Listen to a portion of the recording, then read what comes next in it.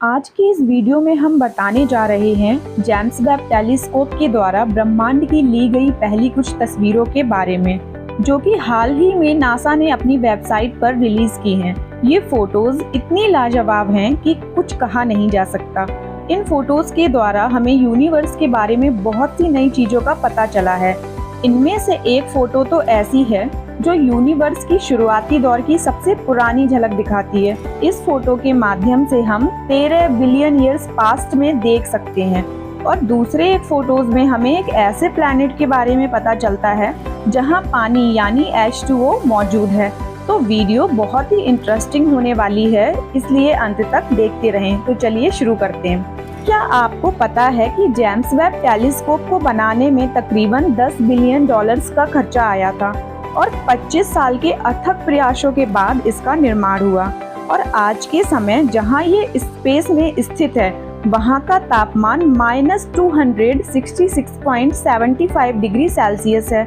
इस तापमान को आप ऐसे समझें कि जो सबसे ठंडा यानी कि एब्सोल्यूट जीरो टेम्परेचर जो कि होता है -273 डिग्री सेल्सियस, जिससे नीचे तापमान जा ही नहीं सकता, उससे कुछ ही डिग्री ज्यादा है। इस टेम्परेचर को स्थिर बनाए रखने के लिए जेम्स वेब टेलीस्कोप सूर्य की परिक्रमा करता है और ये कुछ इस तरह से सेट है कि पृथ्वी की छाया में रहते हुए सूर्य की परिक्रमा करता है।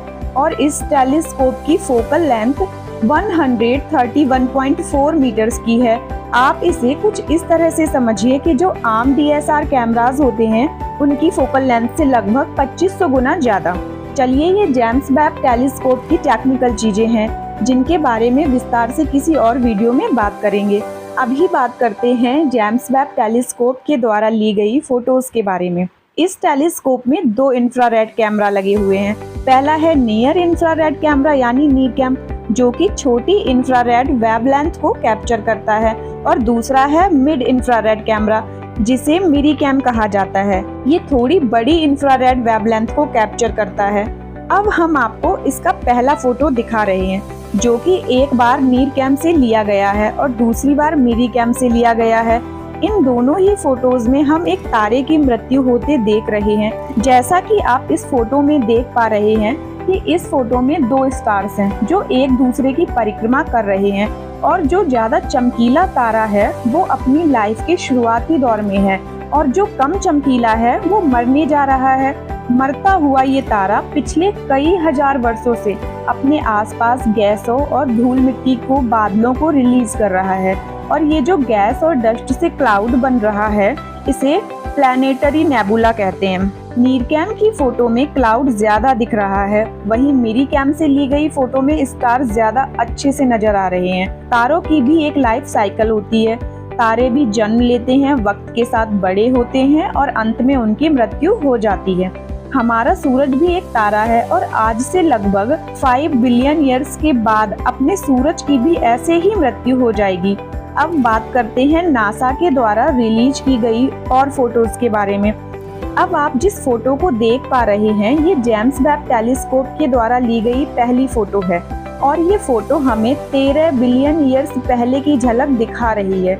इस फोटो में हमें एक गैलेक्सी क्लस्टर देखने को मिल रहा है, मतलब काफी सारी गैलेक्सीज एक झुंड में एक साथ देखने को मिल रही हैं। और इस फोटो को लेने में लगभग 12.5 घंटे से भी ज्यादा का टाइम लगा। टेलीस्कोप ने अलग अलग वेवलेंथ पर कई सारी अलग अलग फोटोज ली और उन्हें एक साथ कंबाइन करके ये फोटो बना दी। इस फोटो में कई सारी रेड गैलेक्सी दिखाई दे रही हैं। इसका मतलब होता है कि जितनी ज्यादा रेड जो गैलेक्सीज दिखाई दे रही हैं वो उतनी ही दूर होती हैं। अब आप जिस फोटो को देख रहे हैं इस फोटो का नाम है स्टीफन्स क्वाइंटेट। इस फोटो में 5 गैलेक्सीज का झुंड दिखाई दे रहा है।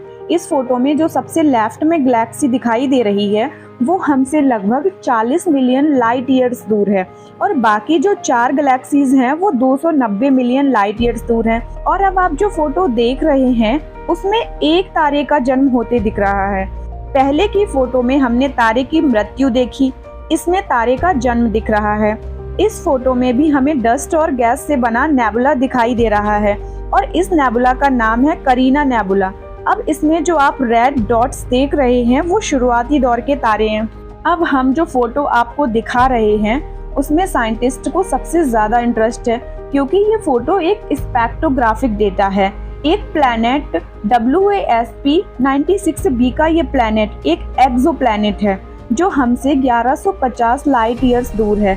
जेम्स वेब टेलीस्कोप ने करीब 6 घंटे इस प्लैनेट से आने वाली लाइट को मेजर किया, जिसके बाद एक डेटा तैयार हुआ, जिसके आधार पर ये कहा जा रहा है कि इस प्लैनेट पर H2O मौजूद है, यानी पानी मौजूद है, और इसके साथ साथ कुछ बादल भी मौजूद हैं। अब आप सोच रहे होंगे कि किसी प्लैनेट से आने वाली लाइट का मेजरमेंट करके कैसे बता सकते हैं कि उस ग्रह पर पानी मौजूद है या नहीं। इसका जवाब बहुत आसान है। लाइट में अपने हर कलर की अपनी एक वेवलेंथ होती है। हमें हर वस्तु का जो कलर दिखाई देता है वो इन्हीं वेवलेंथ की वजह से होता है। एग्जाम्पल के तौर पर पत्ते हरे दिखाई देते हैं।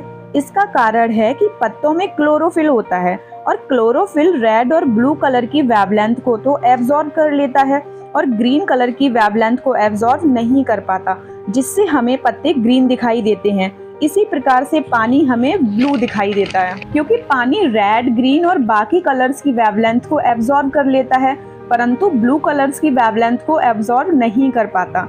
इसी प्रकार से किसी प्लैनेट से आने वाली लाइट का मेजरमेंट करके हम बता सकते हैं कि वहाँ क्या है। इसी डेटा के आधार पर मेजर किया गया कि वहाँ पर पानी है, परंतु पानी होने के बावजूद वहाँ पर जीवन नहीं है, क्योंकि ये प्लैनेट हैबिटेबल नहीं है। इसके साइज और इसके अपने तारे से दूरी के आधार पर बताया गया है कि ग्रह पर तापमान 530 डिग्री सेल्सियस से भी अधिक है, तो इस आधार पर कह सकते हैं कि यहाँ पर जीवन असंभव है। लेकिन अब जेम्स वेब टेलीस्कोप जिस प्लैनेट की जांच करने जा रहा है वो मोस्ट हैबिटेबल प्लैनेट बताया जा रहा है। नवंबर 2018 में साइंटिस्ट ने पाया कि अब तक जितने भी हैबिटेबल एक्सोप्लैनेट देखे गए हैं उनमें से एक प्लैनेट जिसका नाम है टेरेपिस्ट 1e, जो कि हर तरीके से ऐसा बताया जा रहा है कि जहां पर जीवन होने की सबसे ज्यादा संभावनाएं हैं। ये प्लैनेट हमसे 40 लाइट ईयर्स दूर है और इसकी अपने तारे से जो दूरी है वो पूर्ण रूप से हैबिटेबल जोन में आती है। इसका मतलब होता है कि वहाँ पर टेम्परेचर रहने लायक हो सकता है।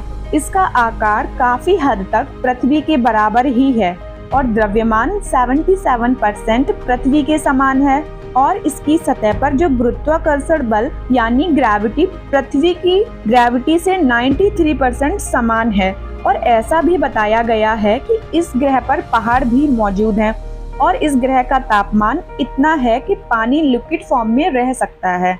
अब जेम्स वेब टेलीस्कोप काफी दिनों तक इसी ग्रह की डिटेल में जांच करेगा ताकि पता चल पाए कि वहां पर कार्बन डाइऑक्साइड, मीथेन और H2O मौजूद है या नहीं। अगर इन गैसों का सही कॉम्बिनेशन इस प्लैनेट पर पाया गया तो पता चल सकता है कि वहाँ जीवन मौजूद है या नहीं। तो चलिए देखते हैं कि आगे आगे जेम्स वेब टेलीस्कोप क्या क्या नई खोजें करता है। अभी तो यूनिवर्स के जाने कितने रहस्य हैं जिनसे ये टेलीस्कोप पर्दा उठाएगा। उम्मीद है आज की ये वीडियो आपको अच्छी लगी होगी। आगे भी ऐसे ही इंटरेस्टिंग वीडियोस को देखने के लिए चैनल को सब्सक्राइब कर लें और वीडियो को ज्यादा से ज्यादा शेयर करें और हमें कमेंट करके बताइए कि हमारी वीडियो आपको कैसी लगी। तब तक के लिए बहुत बहुत धन्यवाद।